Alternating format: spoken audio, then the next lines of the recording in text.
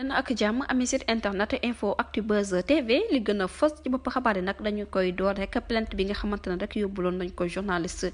chroniqueur bi di Pape Sané ginnaaw nag bi ñu ko jàppee ci kanam yóbbu nañ ko nag ci kanamu doyen des juges ginnaaw bu ñuy waxee ne rek dafa daal di fësal ay xabaar yoo xamante ne rek daanaka dara wérul ca bu ñu sukkandikoo ci article 80 nag jamono ji daal di nañ koy placé sous contrôle judiciaire ndax kii di procureur bi dafa sàkkoon nag ñu daal di jëfee nag li article 139 code procédure bi wax ba tey rek bu ñu sukkandikoo ci kàddu yi nga xamante ne kii di avocat bi di maître Khoureyssi Ba daal dina koy yëkkati ba tey bu ñu jógee ko foofu dañuy addu rek wax ci wàllum parrainage bi nga xamante ne rek parti bi di Pastef nag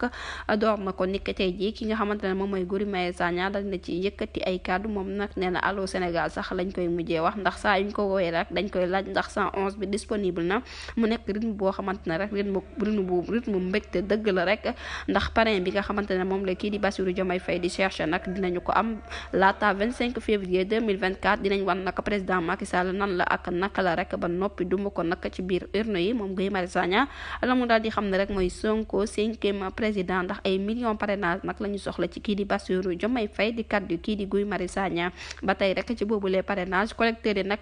seen lex mu ngi cay duuf bu baax ndax nag fépp foo xamante ne rek dugg nañ fa rawatina nag ci dëkk bu sell ba di Touba Mbacké ñu ngi leen di daal di berndeel bu baax ba noppi jox leen lekk jox leen naan ba pare jox leen carte d'identité ànd ak mbégte bu yaatu lool jërë ngeen jëf ci teewlu bi bu leen fàttee abonné bés cloche de notification ngir amaa yeneen info